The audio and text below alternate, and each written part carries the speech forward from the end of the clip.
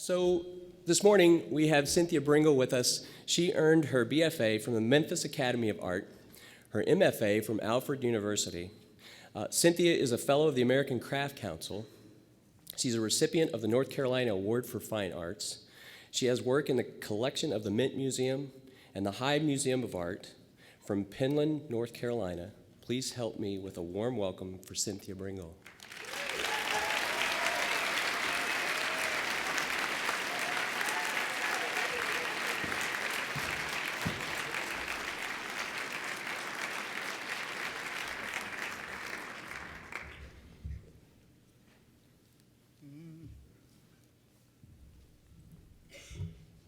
Are we good?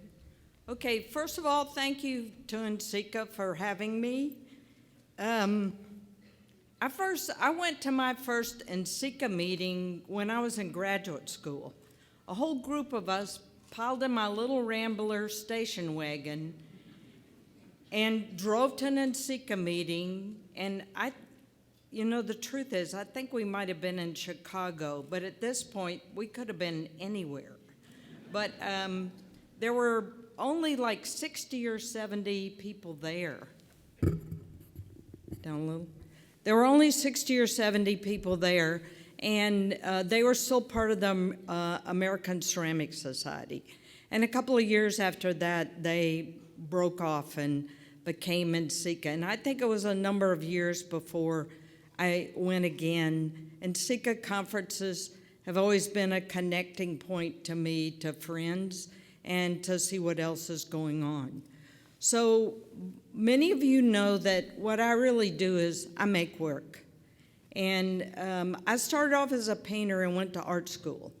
And in art school, I had to take a required pottery class. And we made one pinch pot, one slab pot, one coil pot, and got on the wheel. And the next year I thought, I'm doing this again. So this is what has happened. Next year, I will have been making pots full-time for 50 years.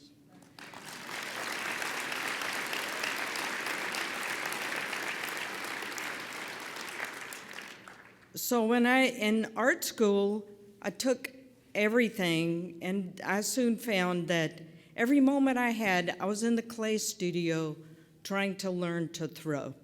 So it was all kick wheels. We had a little Dickinson kiln in the studio in Memphis. And so after a year, I realized that there was one person that was kind of firing the kiln. So I was involved in helping load and fire every kiln that I possibly could. And I would be in the clay studio as much as I could. So after finishing at the Art Academy in Memphis, I had gone to Haystack for a couple of summers. And through Haystack, I met a number of wonderful people. Like, I was a studio assistant for Toshiko Takaezu. I was there when Bill Wyman was there, the Shears. So I have seen a number of people work and been influenced, of course, by a lot of them in all kinds of ways. So when I finished at Memphis, I applied to graduate schools. And I had a hard time getting into grad school because at that point, the Art Academy in Memphis was not accredited. So because I'd had Daniel Rhodes at Haystack, and he had tried to get me to switch and to come to Alfred then that's probably one of the reasons I got into Alfred and spent 2 years there. And when I got out of Alfred, they asked me during my senior show, they said, well, what are you going to do when you get out? I said, I want to set up a studio and make work. And truthfully, I was the only person in my class that was thinking that way, because I've always just enjoyed the wheel and the making of the work. So I went back to Memphis and to where I was born and raised, to figure out setting up a studio and where I was going to be. So a friend of mine said, I have an old house, and if you want it, the rent will be really cheap. So anyway, I settled myself in that old house and fixed it up, and then started making pots full time. So in my beginnings, you have to remember, most of you all don't realize, a lot of you that are younger, that back then the clay suppliers didn't exist, except on the West Coast, and maybe a couple of people on the East Coast. So I had to order all my own materials, make all my own clay, and everything else that goes along with being in a studio. So I had no clay mixing equipment. So in the beginning, I made my clay I had a fiberboard drum, and I crossed 2 sticks inside of it, and I poured in 200 pounds of my dry mix. So then what I did was put the lid on that drum, put it on its side, and rolled it back and forth outside on a concrete pad, and that was my mixer. So then I took that clay and rolled that barrel inside, put it in a metal garbage can, and poured by weight 30% water on top. And in 2 weeks, it seeped down through, and the clay is wet. It is not plastic, but it is wet. So it took a lot of wedging. And then as I started making pots on my Randall wheel that I'd bought at Alfred as I finished school, when I started making pots and had scraps, then I would mix that with the other. And in my early days also, for a while, I had a young man who was an apprentice for me. He said he wanted to work with me, and I'd met him at Haystack when I'd been teaching there. So I took him home with me, and his job was to help me. And I would teach him to make his own pots. So one day, I left to go to town, and I gave him the instructions about how to make the clay and how to roll the barrel. And so I get home, and he's lying on the couch in the living room. I said, "What happened?" He said, "Well, I thought I would roll the barrel." I said, "And where?" "Down the driveway." And then he had to roll it back up the driveway. So he thought that he could figure it out better. The next day he had to do it all over again. But anyway, we got the clay made, and then after a couple of years of doing that, I bought a pug mill. And I had made enough pots to make enough money to buy a pug mill because I thought that would be better.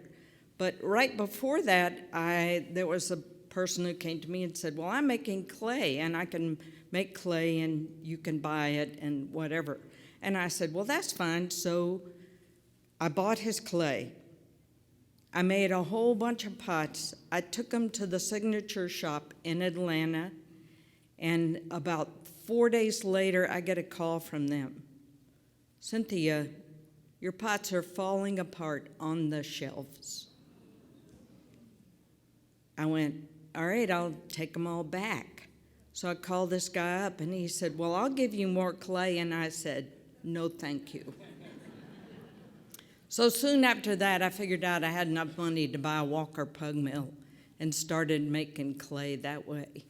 So my pleasure is really in the making of it and that people use it. So this is a kiln load of pots in my studio now. So I'm basically a functional potter. I make a lot of things to be used for every day. I make some larger pieces that are more decorative, which truthfully I love making. They cost more, so they sell slower, is what it is. But I've always made custom dinnerware for people. I enjoy every part of the making of it. Probably the part I don't enjoy, which I think is true for a number of people, is the paperwork that goes along with it. So without help from a friend of mine, Terry Guess, this visual program would probably not exist. It probably took us a week to get it uploaded to the NCECA website. So, and thanks to him, it did. But in my early days, I was fortunate in that I went to Haystack School of Crafts in Maine, which is an amazing place. And I was actually at the old Haystack before they moved to Deer Isle. And I studied and worked with people like Bill Wyman, and who was an amazing person. And then Toshiko Takaezu. And Toshiko always kind of took care of her studio assistants, and you learned from her, and she became a friend throughout the rest of her life to me. So here's a early pot of Toshiko's from the Haystack days. And you know, you learn from watching other people work and their attitude toward the clay. I was also fortunate in the one time I was visiting Toshiko in Cleveland, and it was after I'd already had her at Haystack. And she said to me, she said, you know, there's going to be a workshop in Seattle, Washington. And I said, oh. She said, yeah, with Hamada. And she said, they're not letting very many people into it. So she gave me all the information, and I applied. And so I went out to Seattle, Washington, and was fortunate enough to spend 2 weeks out there watching Hamada work, and we all worked and made pots at the same time. And he'd done workshops elsewhere around the country, and in Seattle, for some reason, they didn't have an interpreter for him. So he spoke English. And here are a couple of pieces that I got to watch him make and glaze. So, and they sit on my shelf at home. So he was a wonderful man with a terrific spirit. And I've always made really small pots. And he'd take my little small pots and he'd look at them and he'd say to me, okay, now make these big. So I'll never forget that, because small pots are a form for the future. And for me, I always made small pots because they fit in the kiln. You know, no matter when anything else didn't. And when I was a student at Haystack, you measured everything. So you paid by the cubic inch to get work fired. And so my little pots always fit in the kiln, and they didn't cost hardly anything either. So I always figured if I made the little pots, then I could pay for the bigger ones. So, and as a student, I mean, that's what you do. You figure out how to make it through. So, and then I was fortunate to have Bob Turner in graduate school. And he remained a friend forever. And for those of you who knew him, he was just an amazing person and so thoughtful about everything that he said and everything that he did. So when I got out of graduate school, I went and started looking for a place to set up a studio. And I was born and raised in Memphis, Tennessee. And when I started doing pottery, people would say to my father, they'd say, well, it's nice Cynthia has a hobby. And he'd say to him, it's not her hobby, it's her business. So I've always made really small pieces and larger pieces. So the tallest one there is probably about 2 inches high. And this is a large bowl. This is actually on the steps at Haystack School in Maine, which is an incredible place where I was a scholarship student. I've done tons of dishes and pots and pans, and then was a studio assistant there. So the painting background and the brushwork have always been really important to my work. And to think about all of that as you're making the work. So this was a large punch bowl, and I think I probably, at that point, probably gave it to the school because it sure wouldn't fit in my suitcase to go home. So I made slab pots and mini neck bottles. If you go back in the history of ceramics, you'll see at one period everybody's making mini neck bottles. So when I finished graduate school, I went back to Memphis, Tennessee to find a place to set up a studio. And a friend of mine said, I have a house and it's on land that some of us have bought for the future where we're gonna sell it for a lot of money, truthfully, but there's an old house out there, and if you wanna be there, the rent will be really cheap. So anyway, this was it. I went out there and I looked and I thought, well, it has potential. Well, everything has potential if you look at it in the right way. So I had taken my grandmother out there, and she went back and cried because her granddaughter was going to be living kind of in the middle of nowhere. At that point, it was 20 miles outside the Memphis city limits. So I spent 6 months, and one of my brothers helped me. And I hired 2 local carpenters, one who could read and write and one who couldn't, and found old windows and old doors, and this is what it turned into. And I was at this place almost 6 years. So one part I lived in, the other part was the studio. I built the kiln inside the building, which I don't recommend, simply because it was big. You know, when I was in grad school at Alfred, we took a kiln design class.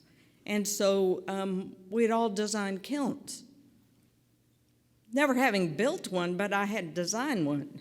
So I built this catenary arch walk-in. So you could have had lunch in it with several people. So I built this big kiln. It was probably about 12 inches from the ceiling. I put this big sheet of board on the top of it, you know, to reflect the heat back down when I was there. And as you can see, I just made a lot of pots. And, you know, I ordered clay. I mixed it, as I said in the beginning, by hand until I had enough money to buy a pug mill. And when I was firing this kiln, you could have baked bread in this room. It got so warm. So I would make all the pots, start glazing, load the kiln, and fire. And so in the beginning, all right, I was near Memphis. I was born and raised in Memphis. So, and as I said, people thought this was like my hobby. It couldn't possibly be that serious to do this. So anyway, I started having open houses at my studio to educate the public. And I made a lot of functional items, and I still do. So anyway, I sent out invitations for people to come, see what I was doing. I would do demos. I would put signs up all over the studio. This is a kiln. It fires to this temperature, it takes this long.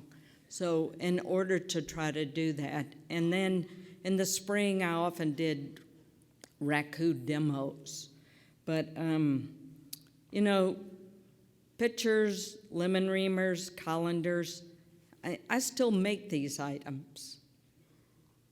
And I believe that, you know, in the use of work is the way you found out about how the potter thought about it. You know, does it fit in the dishwasher? Can I really use it? everything else.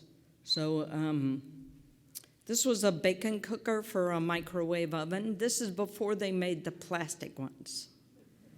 So I made this years and years ago for actually a show at the Craft Museum in New York called Objects for Preparing Food.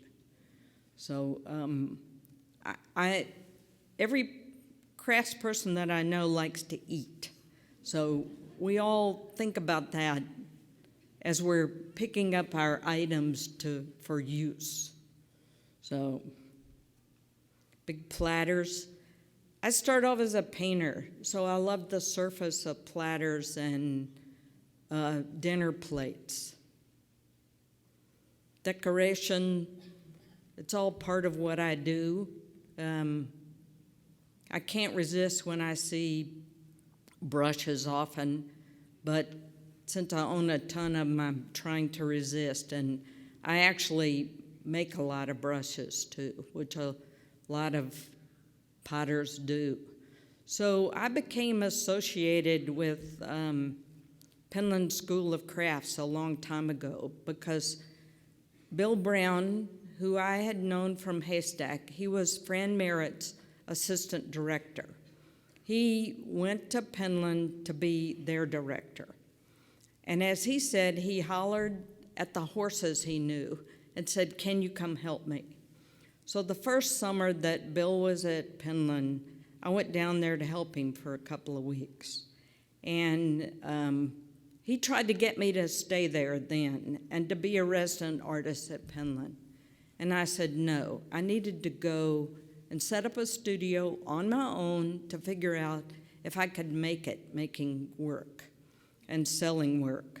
And I'd already been in school long enough, I felt, and I didn't want to be in school anymore, in a school situation.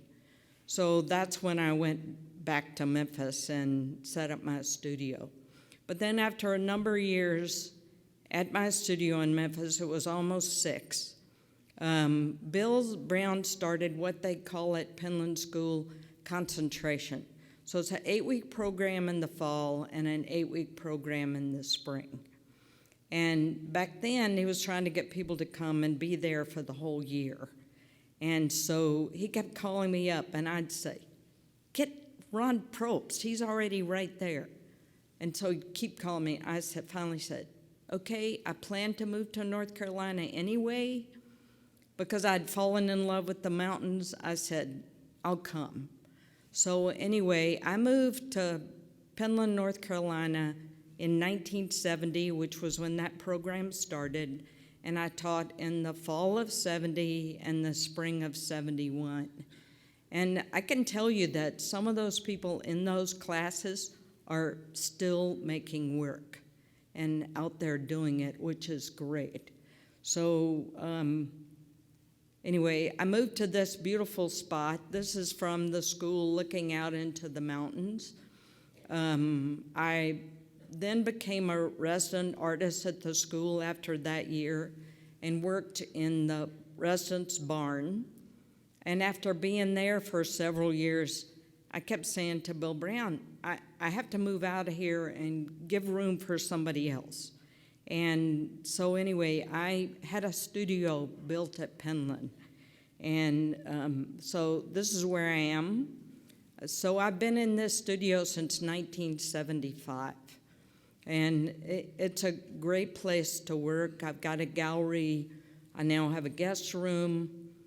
And so I had this building built. I went around, I was renting space in the barn at Penland School. So I went around and measured every bit of space I was using and added onto it. And unbeknownst to me, when I was having this building built, I go over and I was talking to the guys building it, and I looked, and the architect who had designed this for me, I kept saying to him, "What about the slope of the land?" He said, "Oh, you don't have to worry about that." And I'd say to him, "What about the slope of the land?" "Oh, no, Cynthia, it'll be fine."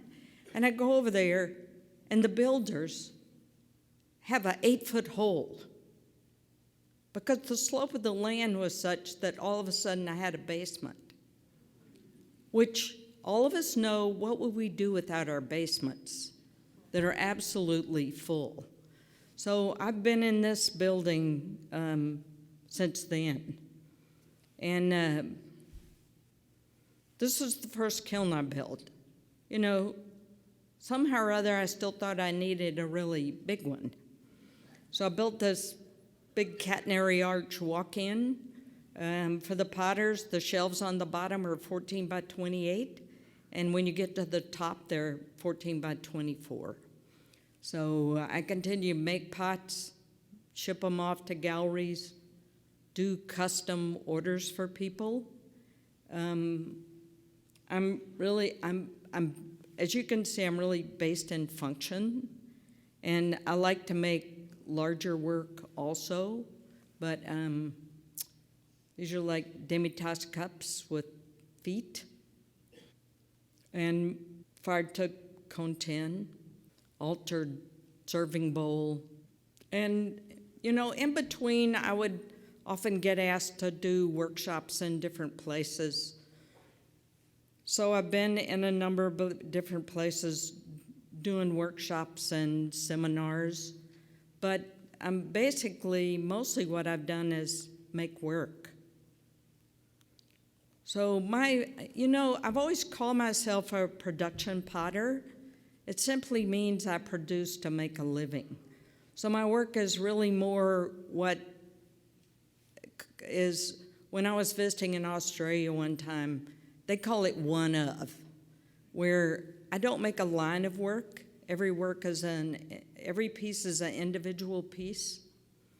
And so it takes me a long time to decorate and glaze and finish work. But it's how I think about the work. And everyone has to decide how they think about their own work, because there are not right ways and wrong ways to do this.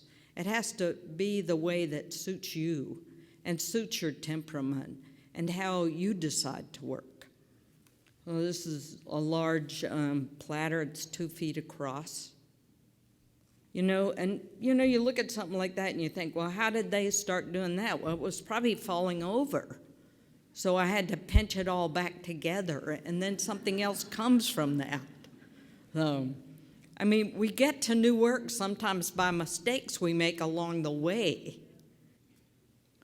This is also 2 feet across. So this was a hanging candelabra, and I made any number of these. So probably some fire codes wouldn't allow them, but, it's all thrown parts and put together. So pictures, if I haven't thrown for a while, I'll sit down and make pictures because they're useful and really functional. And the truth is, when I'm teaching classes, I get students to make pictures. And my main thing about them is, number one is they should not already be full. Do we get that? The second thing is, it's a good thing if they pour. Porcelain. I love to work in porcelain because it's a refinement of form. And I think in porcelain especially, for me, I have to pay attention to every detail of it. Because when you make it in porcelain, and especially if you use transparent glazes, everything shows. It's not like stoneware where you can get by with some little schmutz. You can't, that doesn't happen with porcelain. It's all right there. And the brushwork comes from, I started off in art school being a painter. And so it's very important to my work. And the way the brushwork and the decoration works with the form. And I actually still paint some. So some of you all have been in my gallery in North Carolina, and I have my pottery there, but I also have paintings.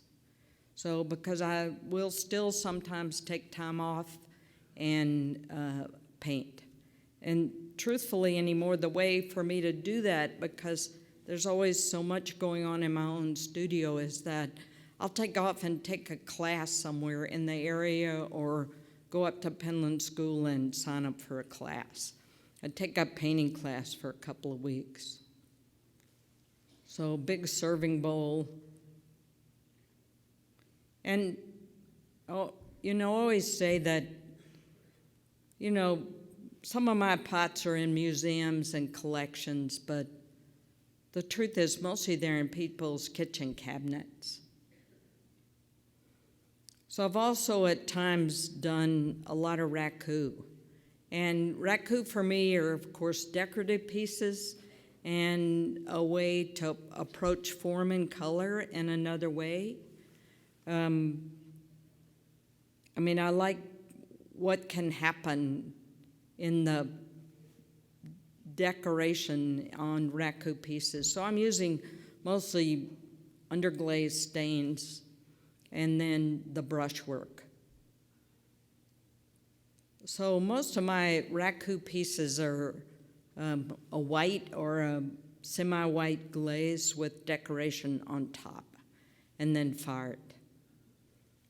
So I've done a whole series, I did a whole series of these with the little feet on them, and they're called pots that walk in the night. This is about 22 inches tall. So the thing is, everybody goes through stages of what they make in clay, and probably for about 15 years I did quite a bit of raku, and they're really decorative pieces. I've always enjoyed really making everything I do make. I haven't done any raku pieces for quite a while, but no telling, I might get back to it, only because I like the idea of the form and the decoration.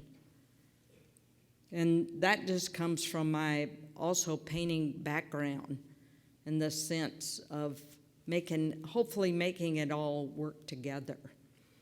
And then for a number of years, I did quite a few of these wall pieces. And I started off with small ones, and it's just a manipulated clay slab. So it's a dimensional wall painting. And then a number of years ago, I was asked to make one for a North Carolina welcome center. So if you're ever near Charlotte, North Carolina, this is 6 by 8 feet, and it's epoxy mortared to the wall.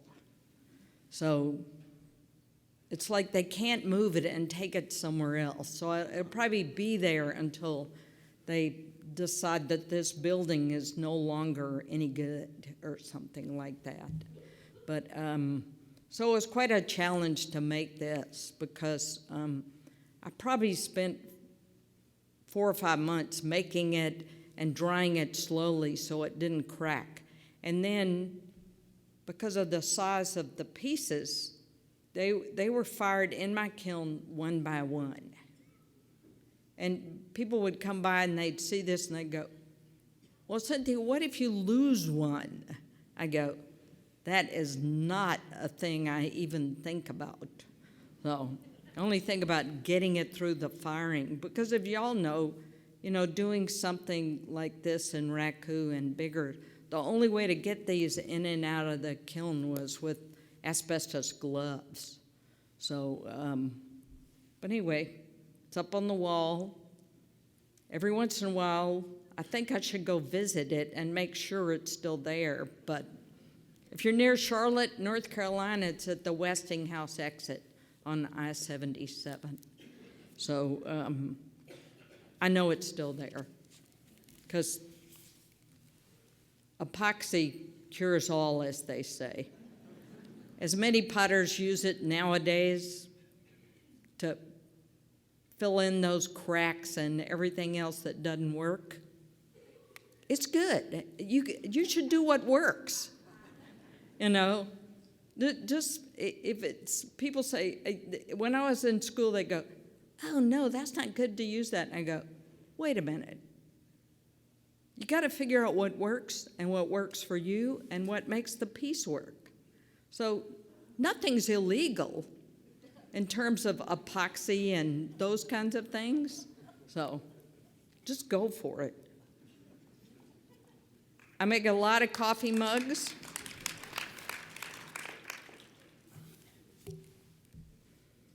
That are used all the time. I got in the mail one day a box. The box was like 3 by 3 by 3 and a note inside. I've used this coffee mug every day for 2 years and I've broken it and I need another one. I looked at all the pieces. He'd never even washed it, but send me another coffee mug. So eventually I boxed up another coffee mug and I sent it to this guy. Thank you, I love my new coffee mug. 3 months later, I get another box in the mail. I've always wanted a collection of your work. This wasn't how I intended to get it.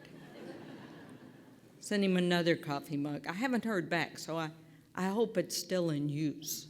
So better that they buy a few at a time instead of just one. So. Pictures, I love pictures, useful, to be used all the time. Batter bowls for your kitchen. Batter bowls are great too because you can stick them in the microwave and the handle doesn't get hot. So you can heat something up. If I haven't made any pots for a while, I sit down and throw pictures. Carving, decoration, it's all part of just who I am and how I think about making the work. So I'm primarily a functional potter. I teach workshops. I'm very closely associated with Penland School of Crafts. Many people know that and assume that I work for the school. And I do work for the school, but I'm a volunteer. So for the school, I have taught classes there, but in between times, for years, I ran their ceramic program, but that was as a volunteer. And I helped hire the faculty, ordered materials, whatever. Now they have a wonderful clay coordinator in Susan Fagan, who's there now. And there've been a number of people in that job before. But it's an amazing place. So I teach summer workshops at places like Penland, Haystack, in years past, Anderson Ranch, Airmont, and do workshops around the country, depending on my schedule and who asks. So, but the truth is, I like being in my own studio and also making work. And I'm probably no different than many people today that feel like the paperwork and the internet get in the way of the clay. So I like it when people tell me they've used something for a long time.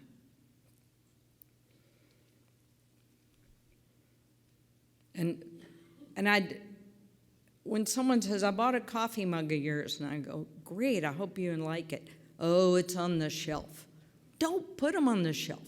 Put them in the shelf and use them. Go in the dishwasher. Go in the microwave.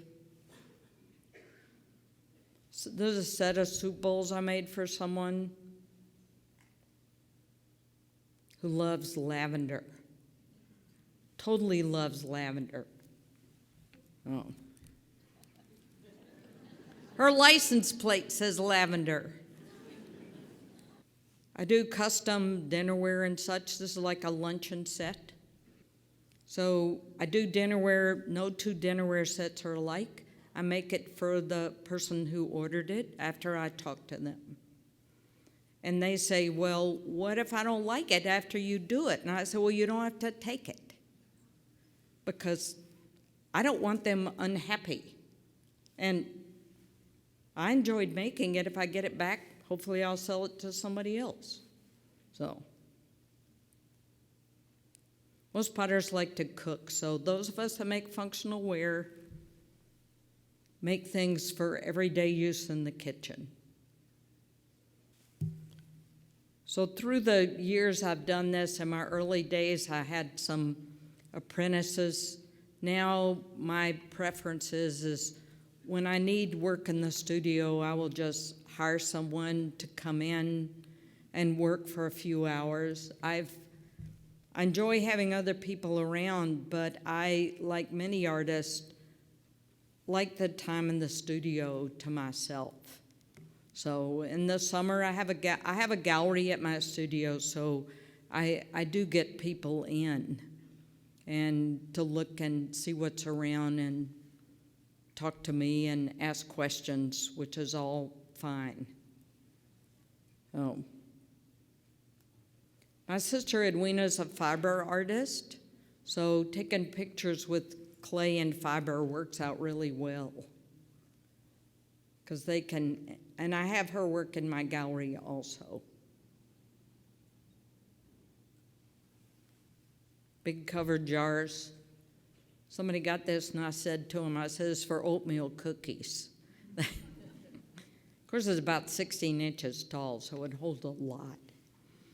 So as I said, I do custom dinnerware for people. So most of my work is on the wheel. It's thrown on the wheel. And it's not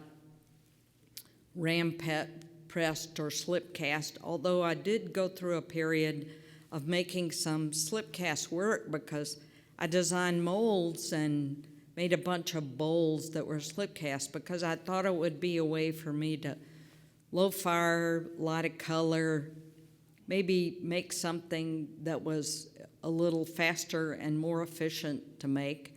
Well, it might have been faster and more efficient if I'd have hired somebody to do that part of it, but me doing it wasn't. But I enjoyed that part of it, and I was, used a lot of really bright, low-fire colors. And every once in a while, I'll see one of those pieces pop up on eBay, and I think it all comes back, as far as that goes.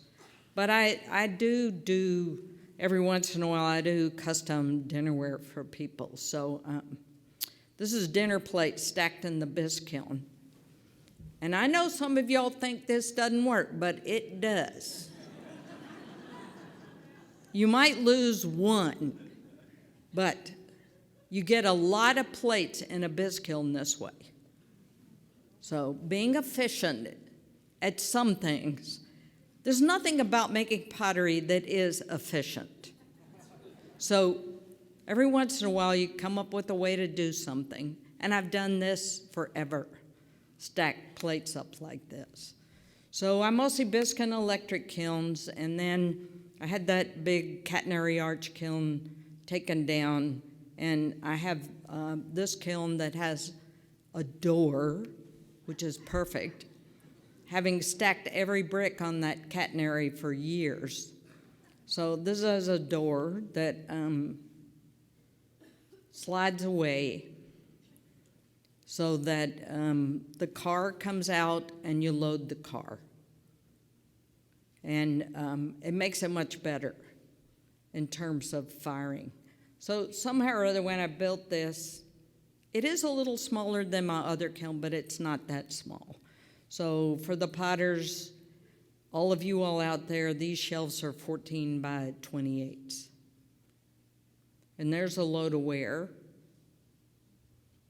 I'm usually pretty good at, I work for several months and make enough work to fill the kiln. So for me, depending on if I'm traveling or doing something else, it takes me 2 or 3 months to make enough work to fill the kiln because I treat each piece as an individual piece. And it just takes time to do that. So a luncheon set for someone, they wanted a cup with no handle. Dinnerware place setting. just a big low bowl, probably maybe 17 inches across. I've made, I love to make big bowls because it's a surface for me, but also years ago, because I was building a little house at Penland, and this is in the late 60s that I built my little house there. It was 69, and I moved there in 70. I started making bathroom sinks. So this is a pair of custom sinks I made for someone that are above the counter.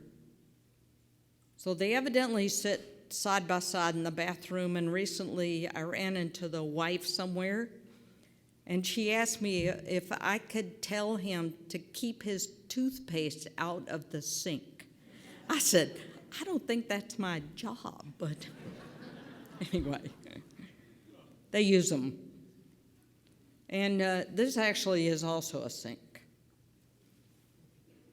So it was used in a powder room. And here's another turtle sink that installed. So I've made sinks since way back then. And I mean, mostly, as I keep saying, I really like it that people use my work. So this is a pedestal sink. The bottom part is wood-fired.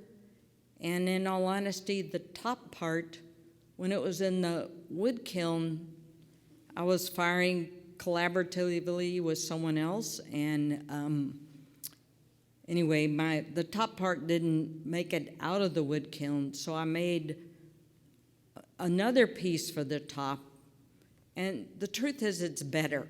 So sometimes accidents get you to something else, and that's a better resolution to what you were doing. Oh. Porcelain. I like working in different clay bodies because the glazes are different on every single one of them. So I've also, through my times, of making work and having friends, also have done collaborations with other artists. So this is a pedestal sink, and a friend of mine, Jill Ruhlman, did the mermaid on the bottom of it. And a friend of mine was building a house and said she wanted a sink with the mermaid and a fish. And I said, okay. So Jill did the mermaid. The top is a fish bowl that I made for the top of it. And it works very well. And you can see the faucet comes out of the fin at the back. I've also done a number of collaborations with Joe Bova, who's been a good friend of mine forever. And Joe did the top, the head of it, and I did the base, and then fired it in a wood kiln. And this piece is probably like 22 inches tall. This is another collaboration. David Stumpfley made the jar. He lives in Seagrove, North Carolina. He was teaching at Penland, and he came down to my studio and he said, Cynthia, I made a piece for you to decorate. Well, oh. So when he finished teaching his session at Penland, which was 2 weeks, he comes down his little pickup with this on the back of the pickup and puts it in the basement of my studio. So the truth is, it was in the basement of my studio for months before I took it upstairs with the help of several guys, because it was green. So I got the guys to put it on the bed of the kiln, and I decorated it and glazed it on the bed of the kiln, and then shoved it in to fire it. So this is about a dozen years ago this was done, and actually we gave it to Penland School for the big fundraising auction, and it was sold to benefit the school. I mean, I have a really good time with relating to other people and their work and trying to make the whole thing work together. So this was a custom order. This was actually an urn made for someone who loved owls but also loved turtles. So I like to fire in many different ways. So wood-fired vessels, you'll see the turtles appearing on a number of things. And carving, I love to carve. So for a long time I had a wood kiln. It's down now, but I had it for a number of years. And then it got to be really difficult for me to find other people to help me fire it. And the kiln was sort of on its last leg, so I've got another kiln now that's salt or soda. So, continuing to make pots, a lot of pitchers, useful jugs, little one-piece goblets,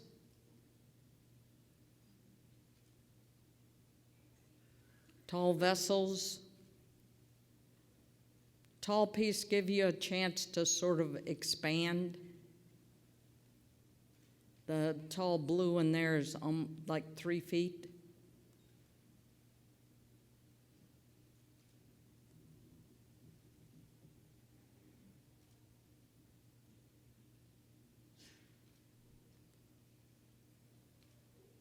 Craft fair. You still have to get out there and sell your work. Everybody thinks if you've been doing it this long, it walks off the shelves, but it doesn't. Oh. They go, what do you mean I can use this? I went, yes. You can use this. Put it in the kitchen cabinets, and then you figure out what you like in your kitchen cabinets. So you usually find the ones you like the most at the front of the cabinet. Then look in the back of the cabinet and look at it and say, why don't I use this? And then you'll make it another way the next time. So the thing is, you better be having a good time doing this. Or find another job. Because it is a job. But it should be a job you like. This is a large covered jar. Fired in my salt kiln. This is in a show called Old Hands in Clay. Still making functional things.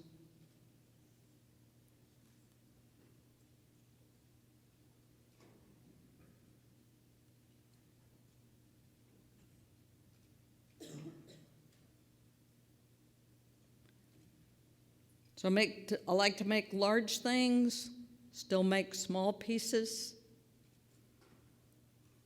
They always fit in the kiln. I feel like I haven't fulfilled the kiln if I don't give it a few small pieces along the way. So, as I said, my sister Edwina's a fiber artist. This is who patiently waits for me. That's Margie.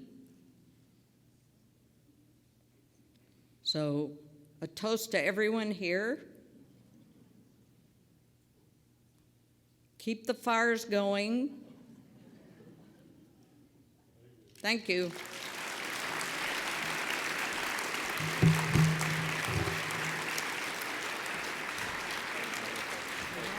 Oh, that was perfect. That was perfect. And look at where they think it was perfect too. Okay.